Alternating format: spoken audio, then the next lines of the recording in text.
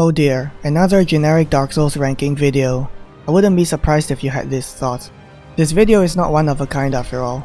Even so, I wish to be a bit different, and rank bosses based on their design instead of my own experience with them. Not their visual design mind you, but rather in terms of gameplay. As a result, this video will have a different format, inspired by Raven Knight's ranking of For Honor executions. There will be no tier list, and as you would have guessed, this is no worst to best video. I will be ranking bosses based on a few criteria, which will add up to a total score. The lore, spectacle, and emotional context of these bosses will not be taken into consideration.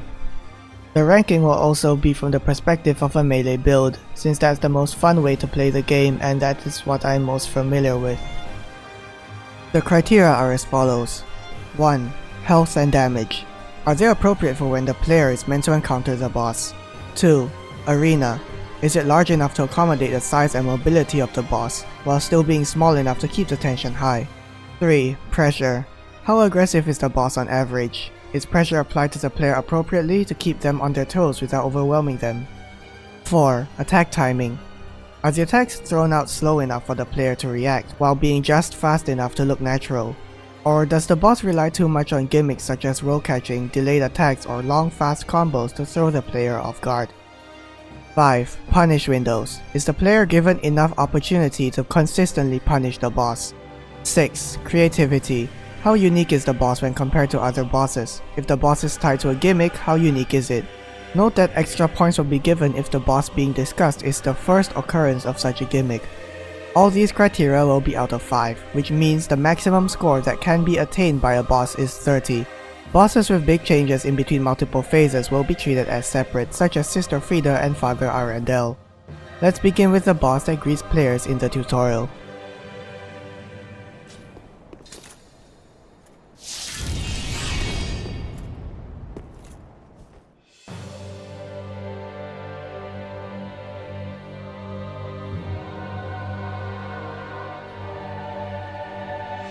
Udex Gundyr as the tutorial boss immediately tells new players two things. That Dark Souls 3 is much faster compared to its predecessors, and that every boss has two phases, at least before the game got its first DLC. Let's begin with the numbers. Health and damage 5 out of 5. Gundyr's health and damage is appropriate for a tutorial boss, being just enough to be a challenge without being too much for new players. Arena 4 out of 5. Since Gundyr was given the role of tutorial boss later in development, the arena was likely not meant to be his.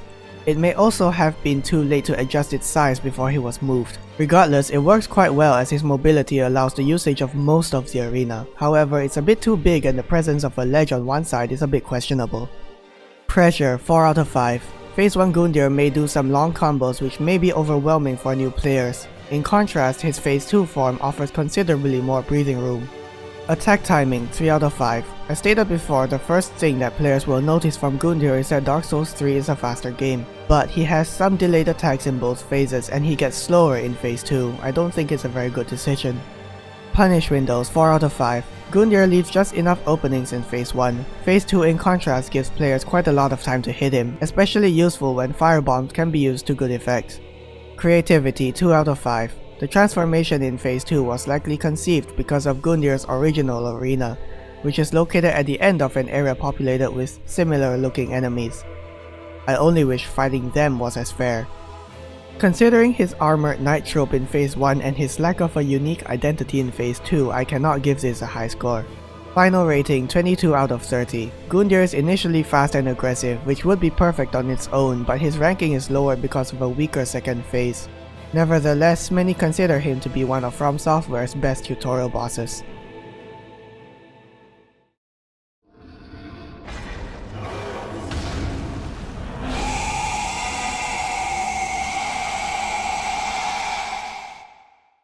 As the game's second boss, at least for normal players on their first playthrough, Vort's attacks mostly cover his front, likely meant to teach players about attacking him and other large enemies from behind. Health and damage 4 out of 5.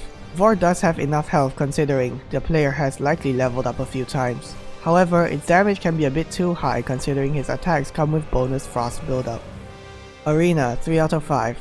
The arena being a long rectangle has always been a weird case to me. The arena is adequate and also a bit too long on one side and not wide enough to accommodate Vort's increased mobility in Phase 2. Pressure 3 out of 5.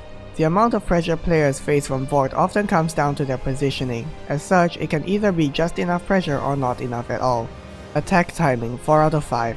Compared to Udek's Gundyr, Vort has similar timing on his attacks. This allows the player to familiarize themselves with the expected speed and enemies of bosses in the game. Punish windows 3 out of 5. The punish window given to players behind Vort is a bit too large, especially during its Frost Breath attack in Phase 2. Creativity 3 out of 5. Although Vort is just another large boss which is susceptible to attacks from the rear, the devs gave it a unique identity in its increased aggression compared to large bosses from previous games, as well as its charge attacks and Frost Breath in Phase 2. Final rating 20 out of 30. Vort, despite being a memorable early game boss, is quite average in terms of its design.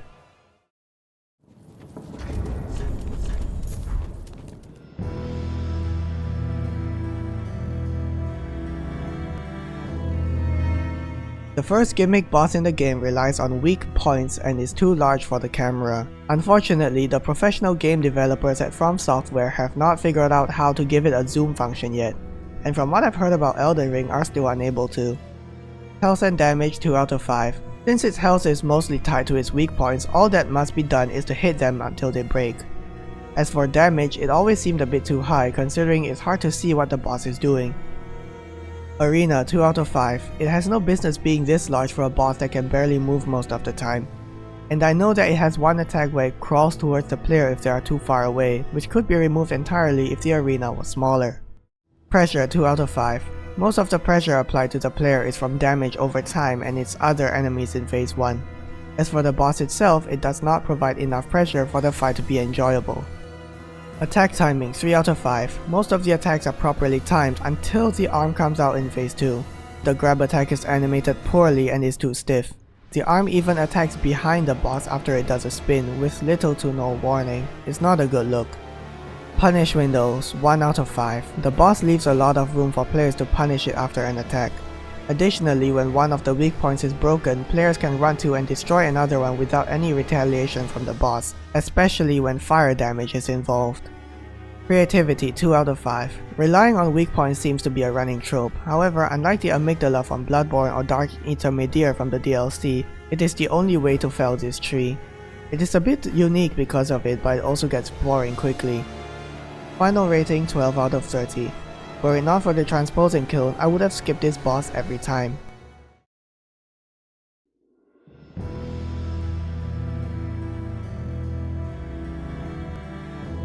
The Fool's Idol from Demon Souls returns yet again, this time with overwhelming firepower.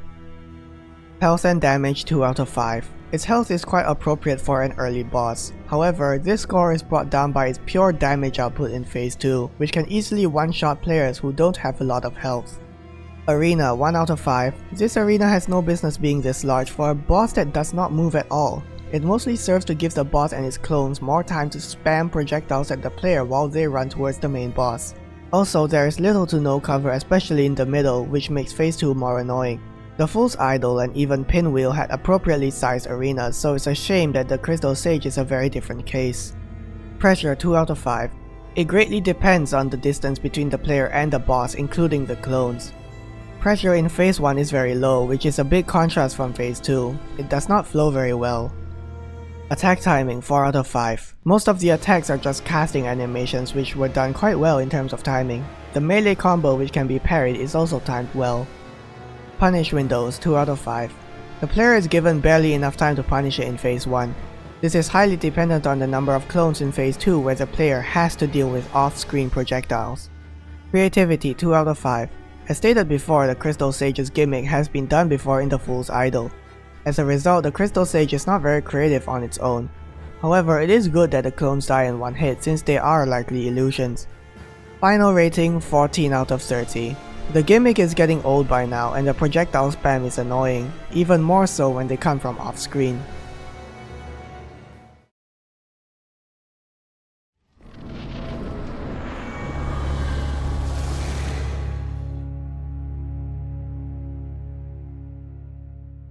The Deacons of the Deep are the first collective boss in the game, and of course another gimmick boss, the third in a row now.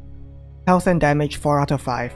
Phase 1 requires players to kill about 5 deacons when the red light is on them, a rather appropriate number as it prevents the gimmick from overstaying its welcome before Phase 2 begins. The health of each deacon is also high enough so killing them isn't too quick. As for damage, it's just enough considering how many deacons there are, and they can gang up on the player which will cause the damage to add up. Arena 1 out of 5. This arena has no business being this large yet again. It may be an arena meant for a different boss, possibly Aldrich, so most of the arena ends up being empty space as a result. Pressure 3 out of 5. It depends on how many deacons decide to attack the player at once. When the deacons surround the player or when the player is further away, they tend to attack more frequently. In Phase 2, pressure usually remains the same but can drop drastically when the mob is focused on casting spells. Attack timing 3 out of 5. The melee attacks are telegraphed well for one. However, the projectiles and the force spell used by fat deacons come out a bit too fast. In contrast, the casting time for Deep Soul in Phase 2 is ridiculously long. Punish windows 2 out of 5. Again, this depends on how many deacons choose to attack the player at once. As a result, the punish window varies greatly. The only consistent one is again when the entire mob is casting a spell, which gives the player a huge opportunity to punish the boss. Creativity 4 out of 5. The idea that the boss is the red light traveling from deacon to deacon instead of the deacons themselves is quite interesting. I'm pretty sure that this is the first time From Software had a boss with such a mechanic, so I'm willing to give them some points. Final rating 17 out of 30. An unremarkable boss on its own, but one of the better implemented gimmick bosses in the game.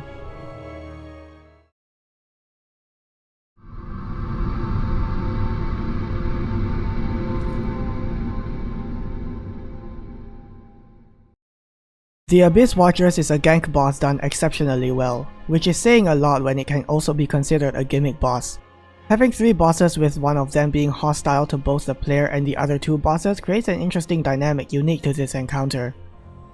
Health and damage 4 out of 5. The Abyss Watchers deal an okay amount of damage considering how often they attack, but do not have enough health for when the player is supposed to encounter them. Thankfully, they deal reduced damage to each other so the fight doesn't end too soon. Arena 5 out of 5. This arena seems appropriately sized since enough space is needed for the player to separate the watchers and for them to fight one another far enough away from the player. Pressure 3 out of 5. It depends on how many watchers there are. When 2 hostile watchers are present, the pressure increases and players are forced to be defensive as they wait for the third one to spawn. Pressure can drop drastically when the boss decides to pace back and forth or when all 3 bosses are fighting among themselves further away from the player. Given the nature of this boss, it's impossible to get it perfectly right. Attack timing 5 out of 5. This is a great example of a properly designed melee boss with few long combos and no unnecessary delayed attacks. Even on its own, an Abyss Watcher is challenging and fair at the same time. Punish windows 3 out of 5. Because of how quick the Abyss Watchers are and how they like to create distance, punish windows are not consistent and punishing them can be tough for players using slower weapons. This is exacerbated as there can be multiple attacking the player at once. Creativity 5 out of 5. As stated before, having 3 bosses with one mad one that is also hostile to the other 2 bosses is extremely unique and creates an interesting dynamic to the fight. At any time, the player can be involved in a 1v1 with the main boss, a 1v2 with 2 hostile bosses, or a 2v1 or 2v2 with the mad one aiding them. It's a shame that there has never been another boss quite like the Abyss Watchers. Final rating 24 out of 30. An extremely creative boss with well-designed attack patterns and interesting dynamics, plagued with inadequate health and inconsistent pressure.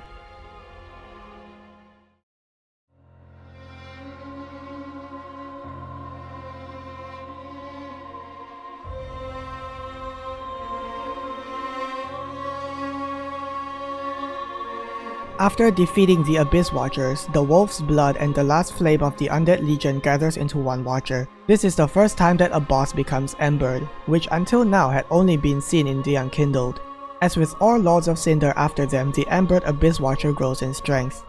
Compared to Phase 1, Arena decreases from 5 to 4. This arena, once appropriate for multiple bosses, is now too large for a single boss. It retains the ability to accommodate the mobility of the boss, so it retains a higher score. Pressure increases from 3 to 5. Now that the fight is one-on-one, pressure is increased along with aggression. However, the Watcher still paces back and forth from time to time, allowing the player to catch their breath. Attack timing decreases from 5 to 4. Phase 2 demands better timing for players looking to dodge attacks, as delayed fire after effect that follows some sword attacks can roll catch, even if the sword swing was dodged perfectly. This trait of the Abyss Watchers, which was taken from Lady Maria from Bloodborne, would be reused for Slave Knight Gale in the DLC. Punish windows increases from 3 to 4. They are more consistent compared to Phase 1 due to slower recovery after certain attacks as well as the lack of other enemies. Creativity decreases from 5 to 2. As stated before, the fire after effects were taken from Lady Maria, and the formula of a duel with an agile opponent had been done before. As a result, Phase 2 gets fewer points in creativity. Final rating 23 out of 30, an excellent early game boss fitting for the game's first Lord of Cinder.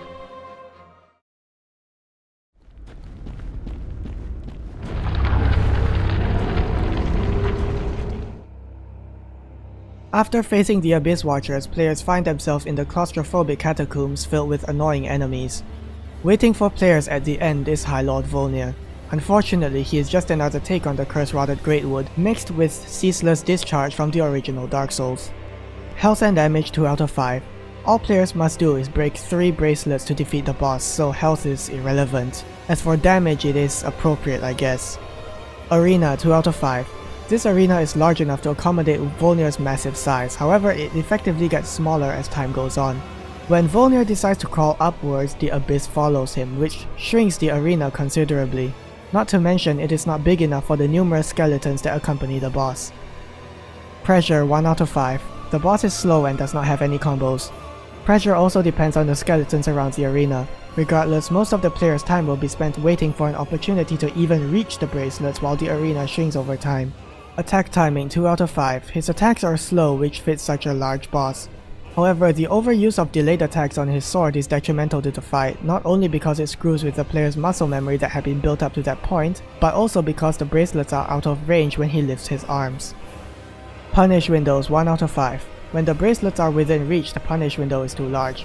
When Volnir's arms are not on the ground, it is impossible to punish him, but even if they are, he can pull them back at will, making it impossible to punish. This is especially true for his right arm. Creativity 2 out of 5. As Volnir's gimmick had been used before in both the Greatwood and Ceaseless Discharge, I cannot give this a high score.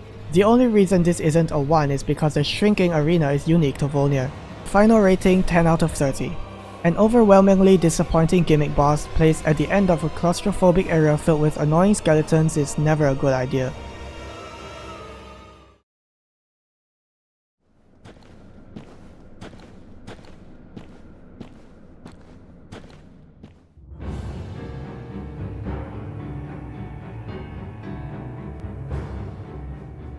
The Old Demon King lies in the Smoldering Lake, which is technically a secret area, accessible by breaking the bridge before entering High Lord Volnir's tomb. Having a boss at the start of an area instead of at the end was a bold and strange choice. Considering how annoying the demon ruins are in this game, I think it's a mercy. Health and damage 4 out of 5. Nothing much to say here, both are appropriate for a mid-game boss. However, players have the option of fighting this boss later in the playthrough, which makes him easier and thus stops him from getting a perfect score. Arena 5 out of 5. The Old Demon King has AoE attacks that players would do well to run away from, and the arena provides enough space to do so. The inclusion of demon corpses in the arena to provide cover from the meteor shower incentivizes the player to use the arena to deal with certain attacks. Pressure 3 out of 5. The boss can maintain pressure at both close and long range, which is mostly fine. However, the AoE attack with the expanding and contracting circle of flame, which he is really fond of, breaks the flow of the fight. Attack timing 4 out of 5. His attacks are surprisingly fast for such a large boss wielding a large hammer. I don't have a problem with most of them except the attack where the boss sprays fire onto the ground with little wind-up. Punish windows 3 out of 5. Although they are usually acceptable, problems arise when the boss decides to throw out a combustion or a long combo, or when the circle of flame happens to prevent the player from taking their turn. Creativity 2 out of 5. In terms of uniqueness, this boss is only interesting because of his signature circle of flame, as well as the meteor shower reminiscent of Bloodborne's Living Failures, which also requires the player to take cover from it using features present in the arena. Final rating 21 out of 30. The Old Demon King is not as memorable as the bosses that come before and after him, but he is quite fun.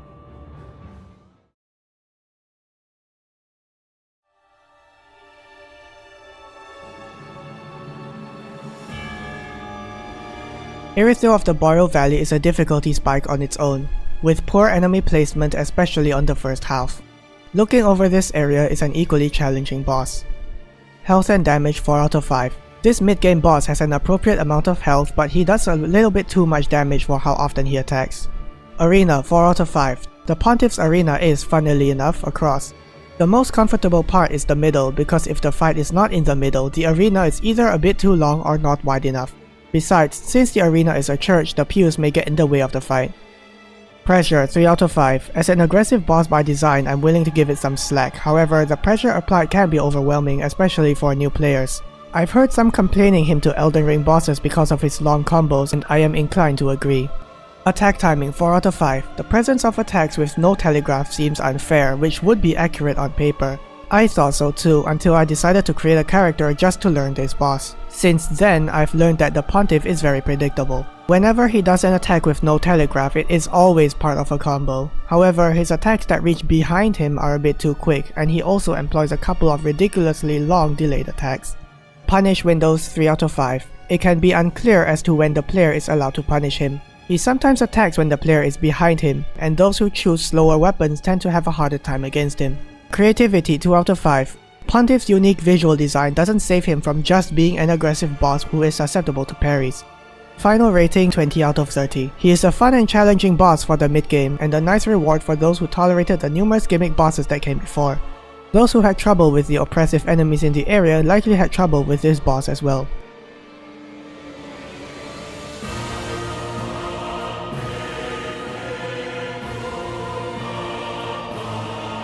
Contrasting the epic and bombastic music in Phase 2 is a much more passive boss. He summons his stand, Pontiff Salivan, who usually does his moves in advance. However, this isn't always the case, which can cause players to become frustrated. Pressure increases from 3 to 4. The Pontiff becomes more passive in Phase 2, which gives the player more time to catch their breath. However, the Pontiff and his stand may both choose to do a sword combo at close range, which can be difficult to dodge for most players. This fluctuating pressure prevents the score from going any higher. Attack timing decreases from 4 to 3. Phase 2 adds a couple of long delayed attacks. That, coupled with a double sword combo, brings the score down. Punish windows decrease from 3 to 2. The Pontiff can still create distance after attacking, and his stand can sometimes attack independently, which can negate any opportunity for punishing the boss. Creativity increases from 2 to 5. Having a stand of himself that mirrors his moves while making him more passive was a brilliant choice by the devs. Besides, killing the stand would revert the boss to an aggressive state, so there's a nice dynamic to it as well. Final rating 22 out of 30. Pontiff Salivan's second phase is more reasonable in terms of aggression, and the unique gimmick makes him stand out among the bosses in the game.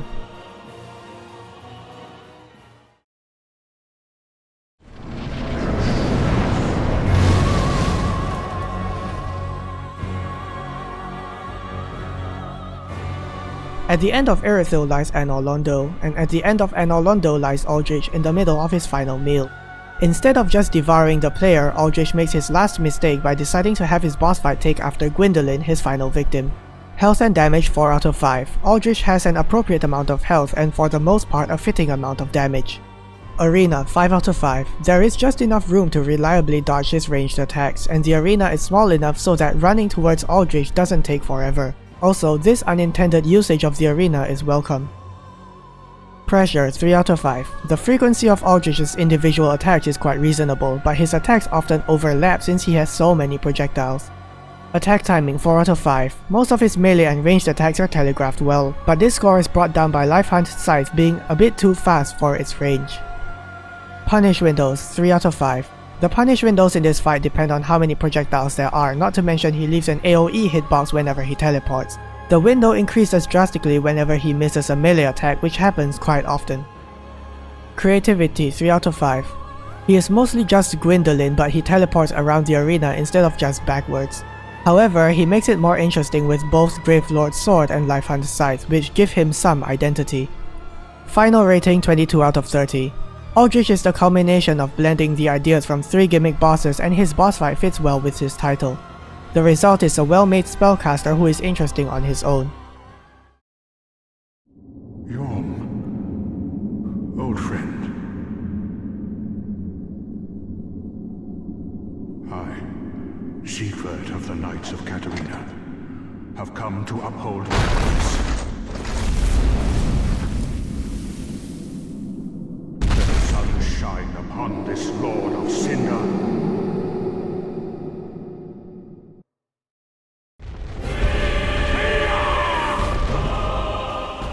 At the end of Siegward's questline lies Yorm the Giant, king of the profaned capital. Unfortunately, he is a gimmick boss and does not live up to his intimidating presence in the intro cinematic. Players can choose to fight him normally, but since he is meant to be fought with the Storm Ruler, that is how I will treat him in this ranking. Health and damage, 3 out of 5. Yorm's damage is quite appropriate for a late game boss, but his health is way too high for a normal fight. If his health was lowered along with the damage of the Storm Ruler, it would be fairer as the gimmick would still hold weight, while players fighting him normally wouldn't spend 3 to 5 business days taking him down. Arena, 4 out of 5. The arena is adequately scaled, but the presence of pillars to obstruct movement was not a good idea. Pressure, 3 out of 5. Yorm applies just enough pressure so that players have just enough space to charge the Storm Ruler, but cannot always get a full charge in between his attacks. However, his phase 2 transition takes way too long and disrupts the flow of the fight. Attack timing, 4 out of 5. The speed of his attacks is appropriate given his size, except for his war cry which comes out too quickly. Punish windows, 4 out of 5. Again, quite appropriate given his size. However, his phase 2 transition provides a ridiculous window for lots of free damage. Creativity, 3 out of 5. This would have been a 1 since his gimmick is copied from the Storm King from Demon's Souls, but the integration of the fight with an NPC questline was an interesting idea, especially since the NPC also engages with the gimmick. Unlike Lucatille's questline in Dark Souls 2 which requires the player to summon her from multiple boss fights, Siegward's questline is specifically tied to Yorm and he is physically present for the fight. However, the average moveset and the lack of meaningful changes between Phase 1 and Phase 2 contribute to the average score. Final rating, 21 out of 30. Yorm is a boss with unique questline integration, but he is held back by a reused gimmick. The fight is also unremarkable if the gimmick is not used, given his bland moveset and huge health pool.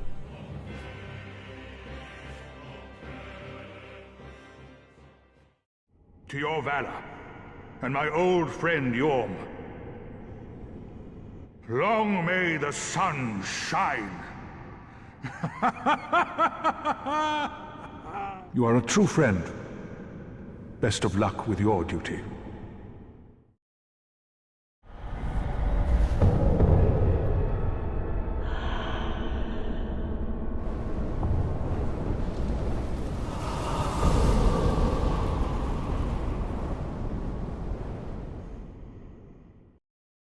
The Dancer of the Boreal Valley is a defensive boss whose interaction with the player begins only after she is done touching herself. When it comes to atmosphere, this is one of the best I've ever seen. As for gameplay, its interesting dynamic allows it to be unique on its own, separate from the atmosphere. Health and damage, 5 out of 5. The Dancer has an adequate amount of both. Arena, 4 out of 5. The size of the arena is alright, but again, the presence of pillars and furniture to hinder the player's movement is a bad idea. Pressure, 3 out of 5. When engaging the Dancer offensively, there is a constant back and forth exchange. Otherwise, she seems content to pace around the room for quite a long time. It adds to the atmosphere to the detriment of the fight since there is too much downtime in between engagements for cautious or defensive players. Attack timing, 3 out of 5. Most of the Dancer's attacks have reasonable timing. Unfortunately, she employs a few long combos that can easily roll catch, as well as an instant spin after her ground slam. Also, the grab attack in Phase 1 is deceptively slow and has a lingering hitbox which seems unfair. Punish windows, 3 out of 5. The Dancer's slow recovery after attacks, coupled with her pastime of ogling the player as she paces back and forth, provide many opportunities for the player to attack her, maybe a bit too much. Thankfully, the punish windows become more reasonable if she chooses to attack more often. Creativity, 4 out of 5. The Dancer is a rather passive boss which is certainly not unique. Nevertheless, her spinning combos and her behavior which changes based on the player's aggression do a nice job of giving her an identity gameplay-wise. Final rating, 22 out of 30. The Dancer is a good implementation of a solo defensive boss, with fewer variables compared to the Pontiff's second phase, but her passivity prevents her score from going any higher.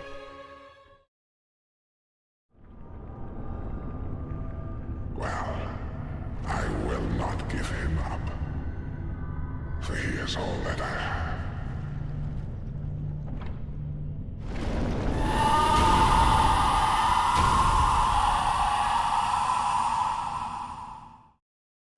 At the end of a toxic swamp filled with annoying enemies, we have a very different boss.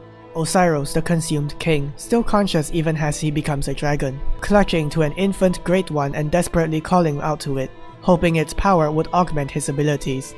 Of course, the power of a higher being is not meant for a mere mortal, so the first phase of his boss fight is quite easy. Health and damage 5 out of 5, quite suitable for the late game, nothing much to say here. Arena 2 out of 5. The arena is too long for his limited mobility and the presence of pillars is once again not a good idea. Pressure 4 out of 5. Osiros generally puts an appropriate amount of pressure on the player. He even has Pestilent Mist to force aggressive players to disengage. Attack timing 4 out of 5. Aside from some of his melee attacks being too quick, Osiros generally has attacks with reasonable timing. Punish windows 4 out of 5. It would be a perfect score if the Pestilent Mist didn't last for such a long time. Creativity 1 out of 5. Gameplay wise, Osiros in phase 1 is just a melee boss with an AoE attack, nothing special. Final rating 20 out of 30 and unremarkable boss in terms of gameplay.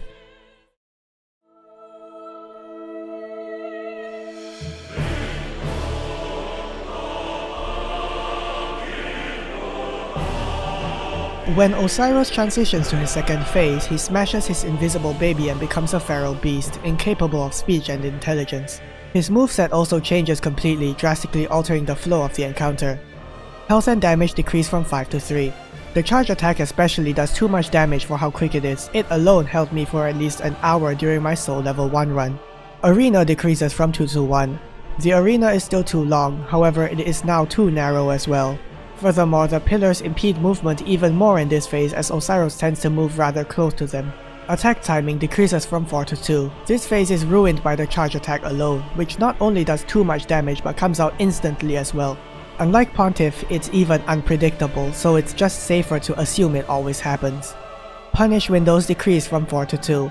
Osiros in phase 2 leaves little room for players to punish him. The instant charge can happen right after almost any attack, even if it looks unnatural. As far as I know, the only constant punish window exists at the end of his tail sweep, which can be abused by staying behind him. Creativity increases from 1 to 2. The inclusion of a crystal breath attack capable of inflicting curse gives this boss something special, but his feral moveset is nothing new. Bloodborne exists after all. Final rating 14 out of 30, a potentially interesting phase ruined by a single attack. What a shame.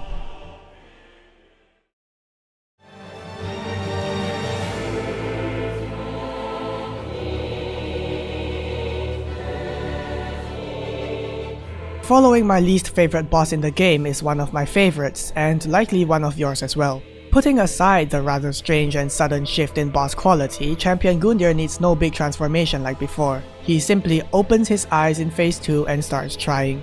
Health and damage 5 out of 5, nothing much to say here.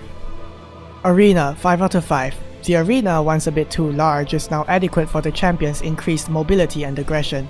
The presence of the ledge can be excused now that the player is more skilled and has more situational awareness. Pressure 4 out of 5. As an aggressive boss, Champion Gundyr falls into the same trap as Pontiff Salivan in his first phase. The pressure can be overwhelming and could be toned down a little bit. Attack timing 4 out of 5. Most of his attacks were timed well, except the shoulder bash and Bardiche uppercut, which are a bit too fast, especially for the uppercut since it is usually comboed into a second attack. Punish windows 5 out of 5. There are fewer opportunities for players with slower weapons, but he always leaves a window after his slower moves, so the player always gets a chance to attack. Creativity 1 out of 5. He is just a big armored guy with no special traits. Final rating 24 out of 30. This is how you do an aggressive boss while allowing players to take their turn. It's a shame that From Software had forgotten this example when developing Elden Ring.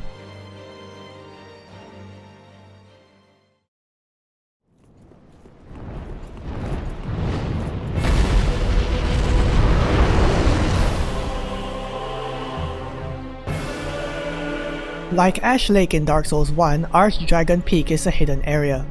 Unfortunately, the area's rather poor first impression with its enemy spam leading to the first bonfire is accompanied by a disappointing boss.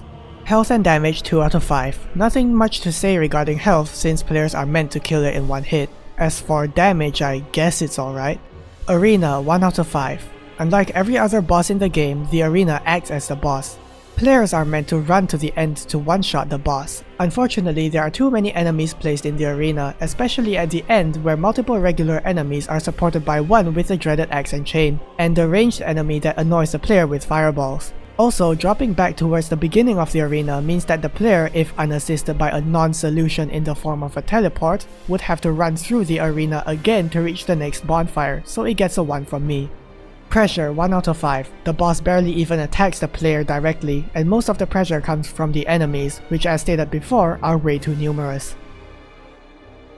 Attack timing 3 out of 5. The boss does leave openings for the player to run past its fire breath when navigating the arena. However, they last a bit too long, which does stun lock the enemies but also wastes time. Punish windows 2 out of 5. There is a chance to miss the plunging attack, and the boss can decide to move its head the moment the player jumps down. It gets a lower score due to this inconsistency. Creativity 3 out of 5. Having the arena itself be the main challenge, with the boss acting as an obstacle, was a good idea. However, it was poorly executed and as a result isn't very memorable. It would have been better if the wyvern flew around the arena and started breathing fire from above, and at the end, the player would use some kind of weapon to disable its wings while in flight, allowing them to pull off the one-shot without a chance of missing and falling to their death. Final rating 12 out of 30. A disappointing one-shot boss in an arena filled with annoying enemies is not really a boss at all.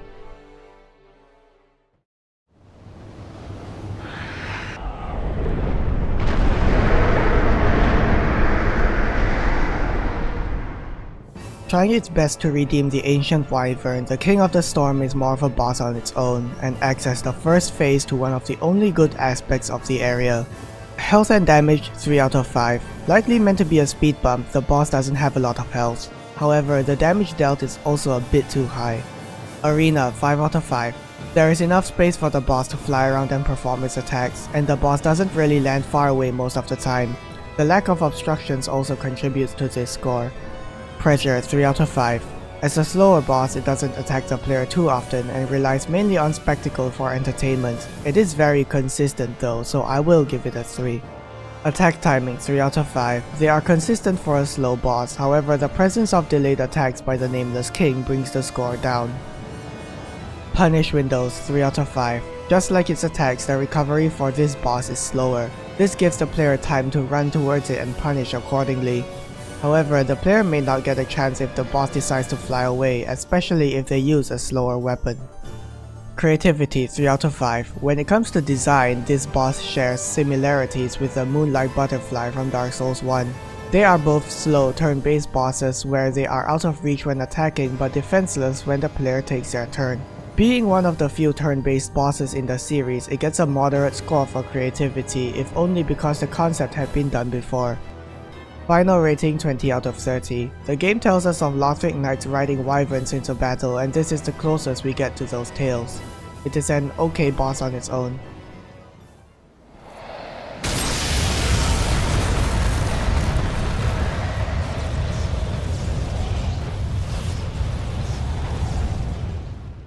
When the King of the Storm is felled, the Nameless King absorbs his power, reminiscent of his student Dragon Slayer Ornstein. He stands as the most difficult boss in the base game for most players due to his high health and damage, as well as his tricky delayed attacks. This is especially so when the game first released. Health and damage 5 out of 5. The Nameless King's health and damage values are fitting for an optional endgame boss in a secret area. Arena 4 out of 5. The boss inherits some of the horizontal mobility from his wyvern, and the arena suits it well. However, it is now a bit too large for him alone. Pressure 5 out of 5. Even though he is a slower boss, the Nameless King is aggressive and attacks the player with the high frequency, while still allowing them to catch their breath on occasion.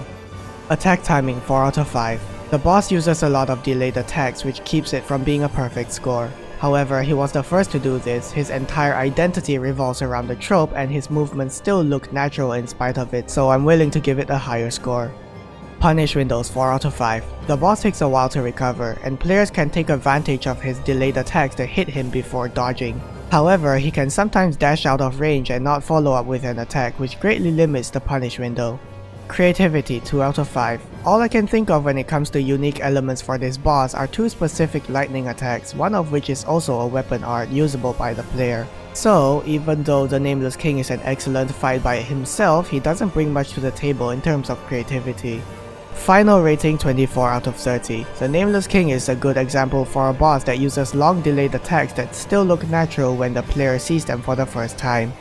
Unfortunately, this was when From Software realized that the difficulty of enemies and bosses could be artificially increased by overusing delayed attacks, which of course was the wrong lesson to learn.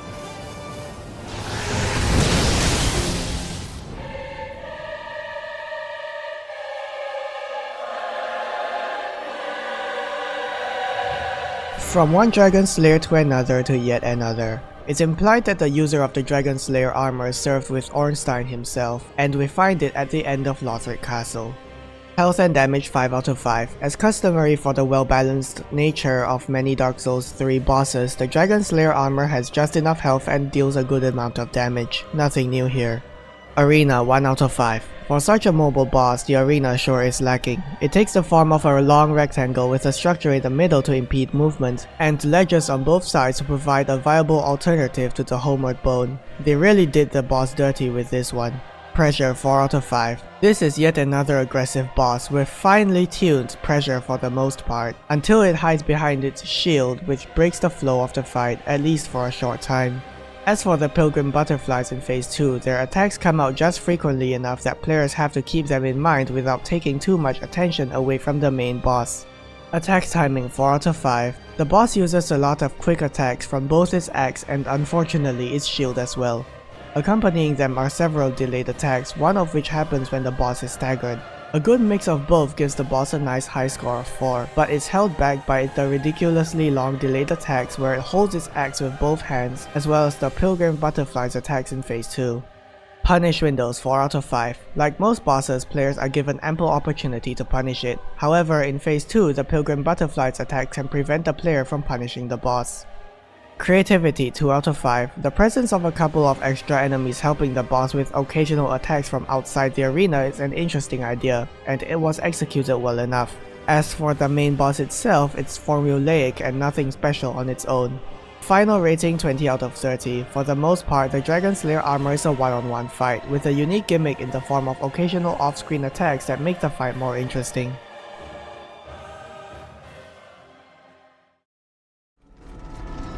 You've done quite enough. Now have your rest.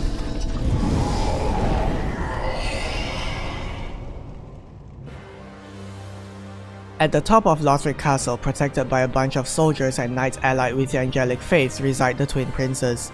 The boss fight is challenging even in the late game, fitting for the final Lord of Cinder who stands in our way. Health and damage 5 out of 5. In Phase 1, Lorien has an adequate amount of health and deals a good amount of damage.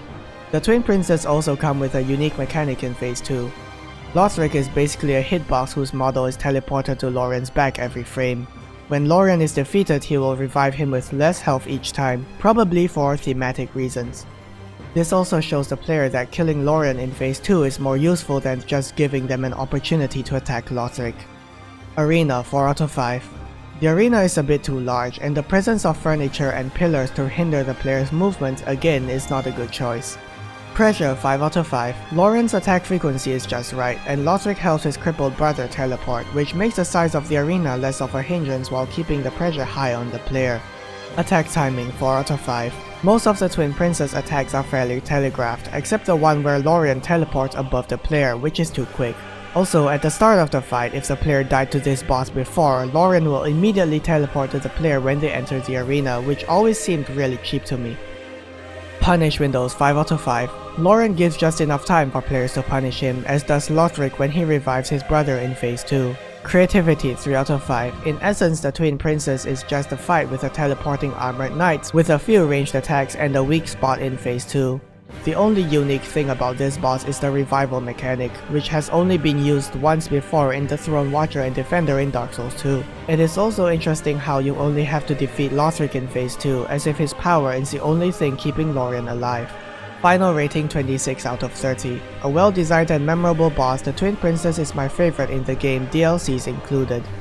However, and I know this is a nitpick, I wish the huge light wave attack was only given to phase 2 since it looks better when both brothers are lifting the sword. Also, it would help differentiate between the two phases a little better as they are very similar otherwise.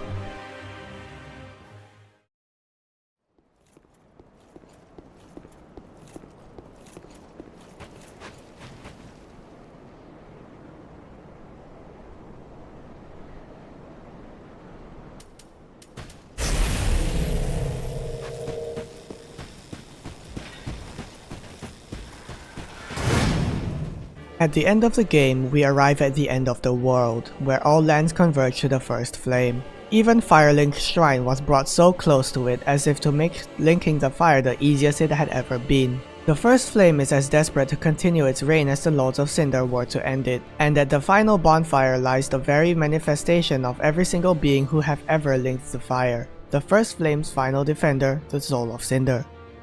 Health and damage 5 out of 5. The Soul of Cinder is perfectly balanced in terms of health and damage, nothing special here. Arena 4 out of 5. The arena is a bit too large and the random placement of obstacles prevents it from getting a perfect score.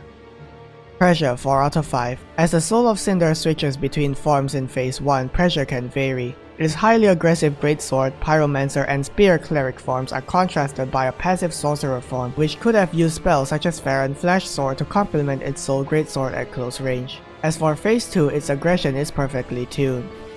Attack timing 3 out of 5. This boss employs a few really quick attacks with his sword and spear, as well as quite a few delayed attacks, some of which are in a combo designed to roll catch. Since its identity lies in its multiple forms instead of its delayed attacks, I cannot give it the leeway that I gave the Nameless King. Punish windows 4 out of 5. Homing Soul Mass lasts for too long and can prevent players from punishing the boss. Other than this, the punish windows are mostly adequate.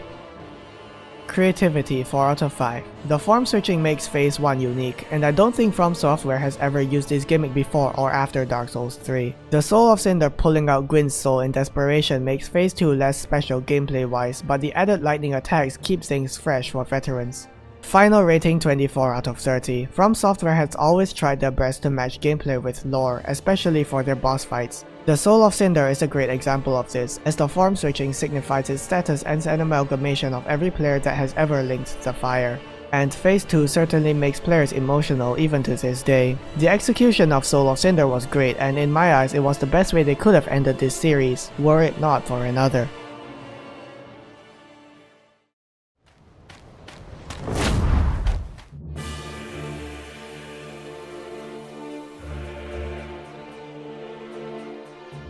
The painted world of Ariandel is very much like its predecessor Ariamis. Likely found, painted over by, and later named after Father Ariandel, the painting is peaceful, its inhabitants kind. Well, kind of overpopulated in my eyes. But this isn't a video that discusses the areas, only the bosses. So let's start with the lesser of the two, the champion's Gravetender and his wolves, and his much bigger wolf.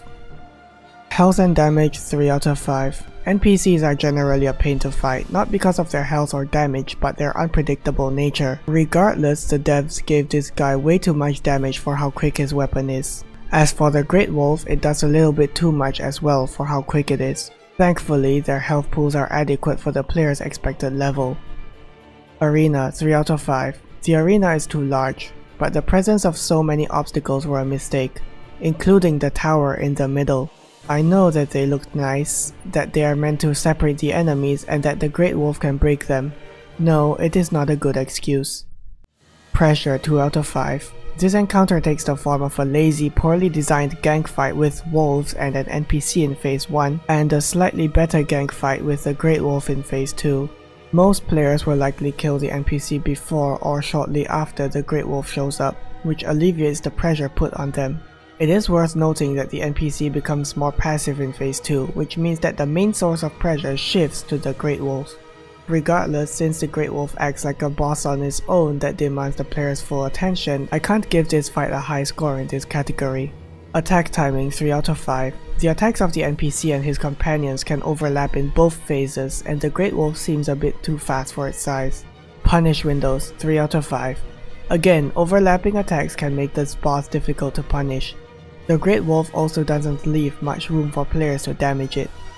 Creativity 2 out of 5. And the trope of a double fight with one passive boss and one aggressive boss has been done before and will be seen again, not only in the Ringed City DLC, as the only other boss fight in the same DLC follows this trope.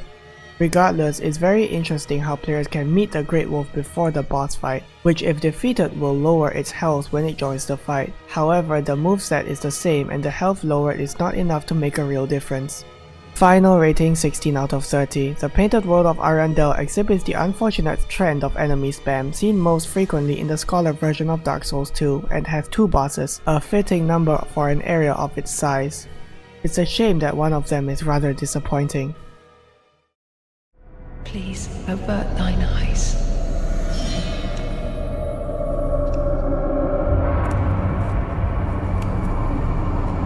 I will snuff out these ashes for good.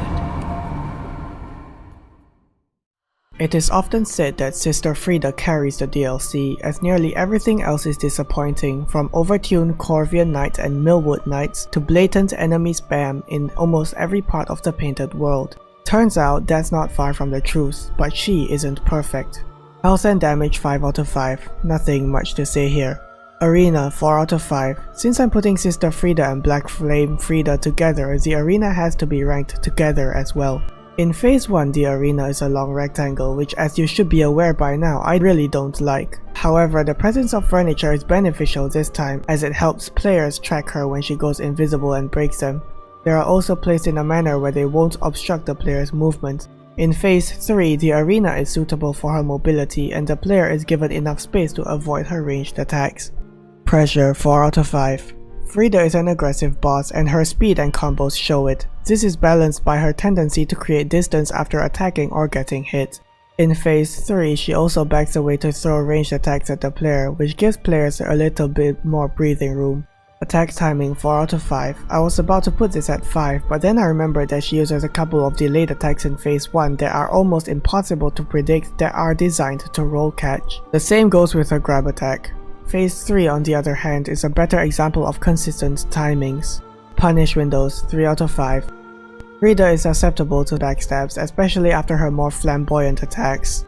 However, she likes to dash away after attacking or getting hit, which can negate any opportunity for players to punish her, even with quick weapons. Creativity 3 out of 5. Her ability to go invisible is not unique, as it is likely learned from crossbreed Priscilla, and her movement is reminiscent of Lady Maria from Bloodborne. However, she does have something special. This is the only boss fight to have a surprise third phase, after the player is given rewards usually reserved for the end of a boss fight, so I'll give her a 3. Final rating 23 out of 30. Most players consider her to carry the DLC, for good reason.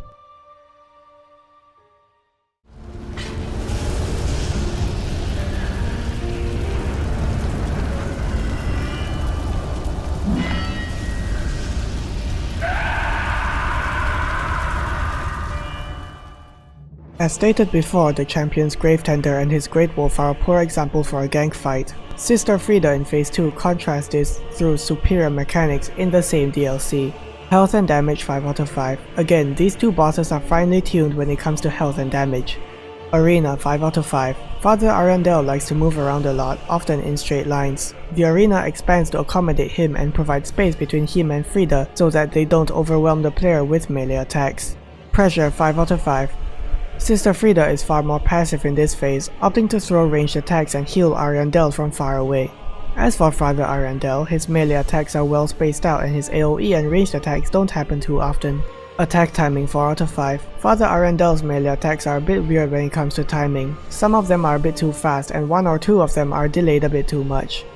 Punish windows 4 out of 5. Arundel gives the players plenty of opportunity to damage him, and when Frieda is healing him, she leaves herself open to backstabs as well. However, Frieda's ranged attacks can sometimes overlap with Arundel, making it highly unsafe to damage him. Creativity 4 out of 5. It's interesting how Frieda starts out aggressive, then becomes passive when she is not alone. The dynamic of a slow aggressive enemy and a ranged support character works remarkably well. The arena is nothing more than a flat plane, but it has better flow than Ornstein and Smo, who provide fewer punish windows despite their differences in speed and the presence of pillars in the arena to separate them. Final rating 27 out of 30. This is a shining example of how to do a gank boss well through mechanics alone.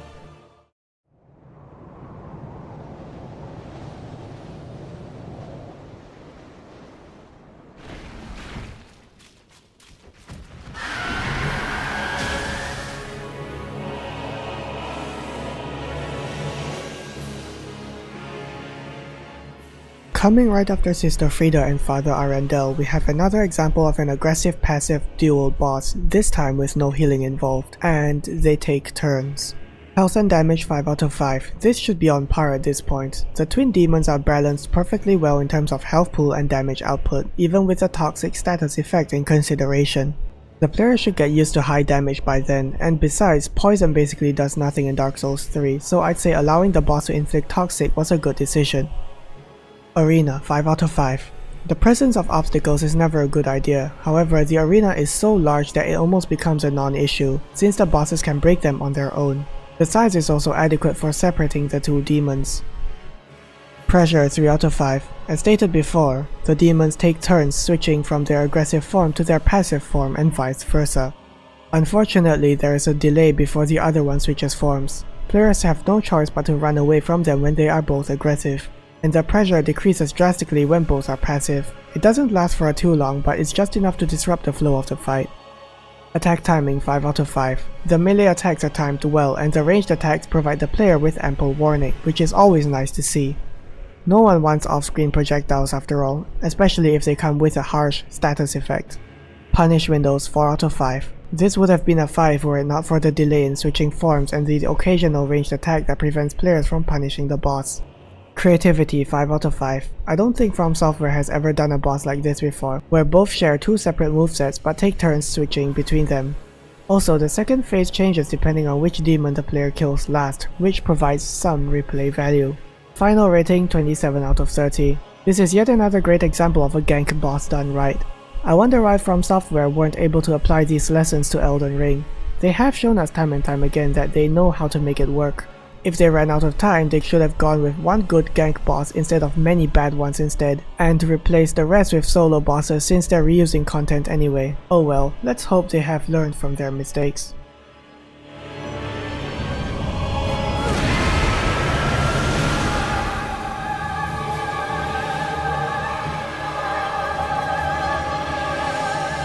As stated before, the Demon Prince has different attacks depending on which demon dies last in the first phase. However, one option is clearly easier than the other, so I always go for the laser version over the meteor version. Regardless, it's a great boss fight on its own even without its quirks. Health and damage 4 out of 5. It seems like this boss has a bit too much health, since it's a second phase and players likely don't have much Estus left, at least on a first playthrough. Arena 5 out of 5. It's the same as before, but it's more likely that the obstructions have been removed by then, which makes it a simple flat plane. Pressure 4 out of 5. The Demon Prince has lots of new attacks, some of which leave pools of lingering lava on the ground. The variety of its attacks, melee and ranged, are accompanied by an aggressive stance which never changes throughout the fight.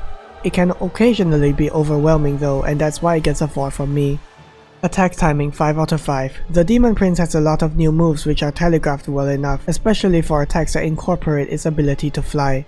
Punish windows 4 out of 5. The player gets their turn often enough, but the boss sometimes lands far away from the player after its flying attacks, which reduce opportunities for damage. Creativity 3 out of 5. It has a standard melee moveset with some projectiles, lingering hitboxes in the form of lava, and a few changes based on the outcome of the first phase, but that's really it.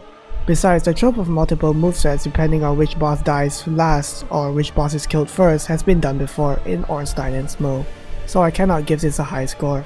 Final rating 25 out of 30, a fun boss that is high on my list of favorites but is less interesting than the twin demons that came before.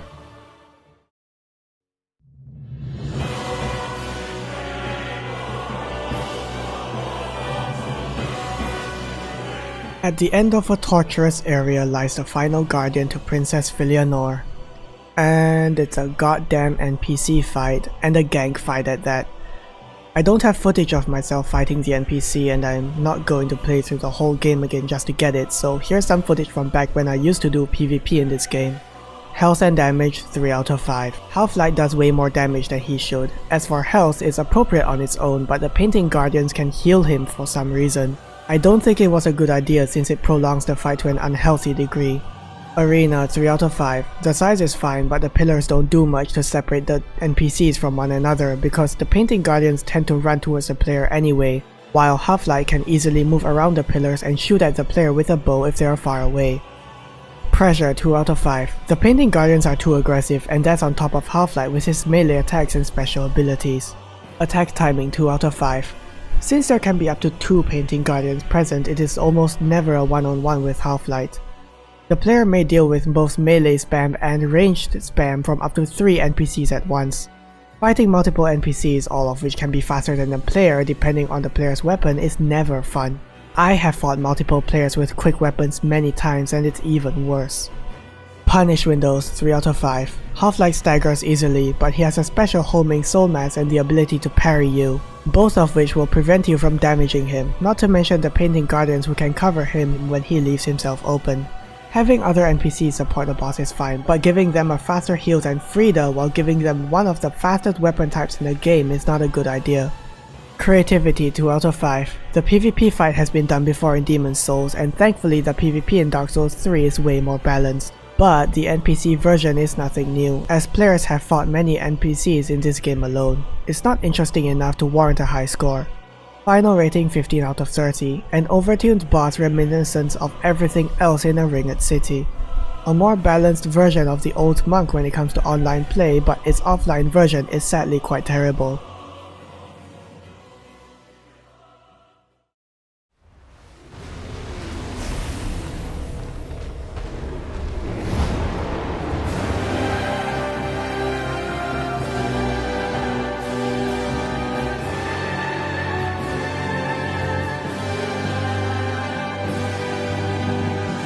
Many consider Dark Intermediate to be the best dragon boss From Software has ever made. After all, what a better way to defeat a dragon than by facing it head-on as opposed to chipping away at its feet. Thankfully, Midir does not suffer from overtuned health or damage unlike some of his predecessors. Health and damage 5 out of 5. As an endurance fight, his high health pool is forgivable, and as an optional dragon fight, his damage makes sense. Arena 5 out of 5. It's large enough to accommodate Midir's tendency to walk to the other side of the arena, and it's also free of obstacles for once, which is very much welcome. Pressure 5 out of 5. The boss is aggressive but offers enough breathing room in between attacks. Attack timing 4 out of 5. Unlike Calamite, players won't have to deal with dodging his melee attacks with perfect timing, only to have his arms or head block and push them into his lingering hitboxes.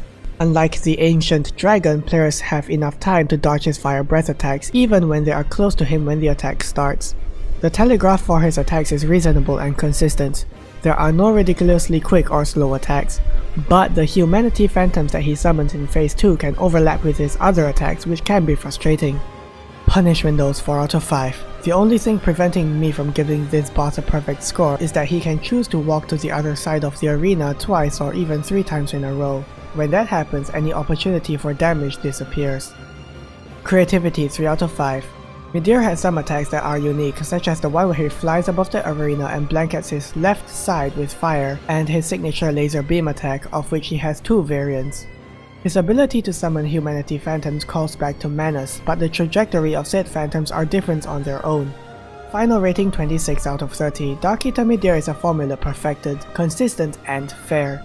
It's nice to look back at all the imperfections of the previous dragon bosses and see how far From Software has come.